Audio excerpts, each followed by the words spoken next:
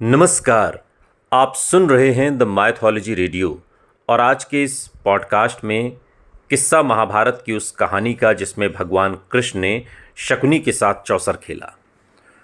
महाभारत युद्ध से पहले पांडवों और कौरवों के बीच चौसर का एक खेल हुआ था जिसने इतिहास की दिशा ही बदल दी थी।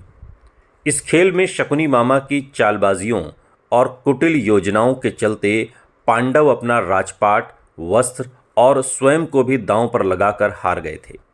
यही नहीं, इस खेल के बाद जो सबसे दुखद और निंदनीय घटना घटी वो ये थी द्रौपदी का अपमान, जब उसे भरी सभा में घसीट कर लाया गया।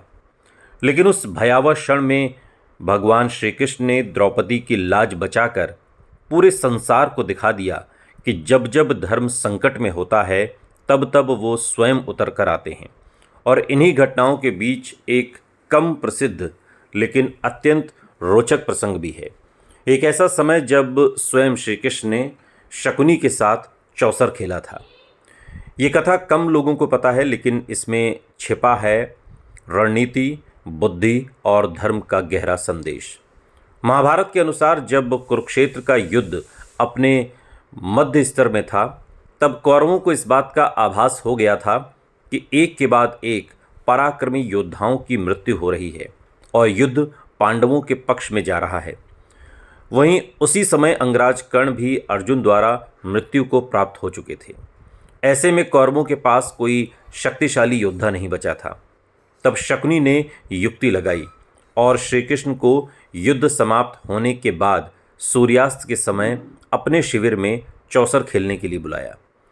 श्री कृष्ण सब जानते थे कि शकुनी के दिमाग में क्या चल रहा है, लेकिन फिर भी वो उसके बुलाने पर गए। शकुनी ने श्री कृष्ण के सामने ये शर्त रखी कि वो शकुनी के साथ एक खेल चौसर का खेलें।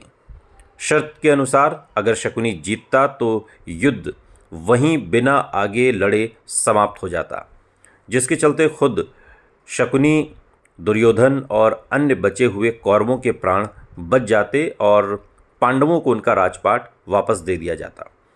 और अगर श्री कृष्ण चौसर में जीतते तो युद्ध जारी रहता और पांडवों द्वारा कौरवों का अंत शकुनी एवं दुर्योधन को स्वीकार था। खेल शुरू हुआ, लेकिन सिर्फ शकुनी ही चाल चलते गए, क्योंकि जब जब श्री कृष्ण की बारी आई तब तब उन्होंने अपनी बारी छोड़ते हुए शकुनी को ही आगे चाल चलने के लिए कहा। जब चौसर का खेल अपने अंतिम चरण पर था, शकुनी ने श्री कृष्ण को चौसर खेलने और अंतिम एक चाल चलने के लिए जोर दिया और तब एक लीला हुई। श्री कृष्ण ने जैसे ही चौसर के पासों को अपने हाथों में लिया, वैसे ही पासे चूर चूर होकर राख हो गए। शकुनी ये देखकर डर गया और उसने श्री कृष्ण से इसका मतलब पूछा। तब श्री कृष्ण ने शकुनी को उत्तर दिया कि नकारात्मकता से भरे ये पासे कृष्ण स्पर्श मात्र से राख हो गए। अगर श्री कृष्ण युधिष्ठिर की जगह खेलते तो युद्ध ही नहीं होता।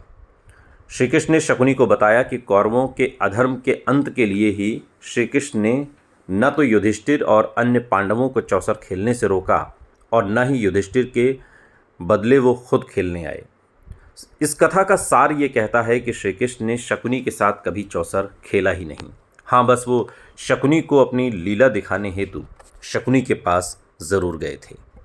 सुनते रहिए द माइथोलॉजी रेडियो, सुनता है सारा इंडिया।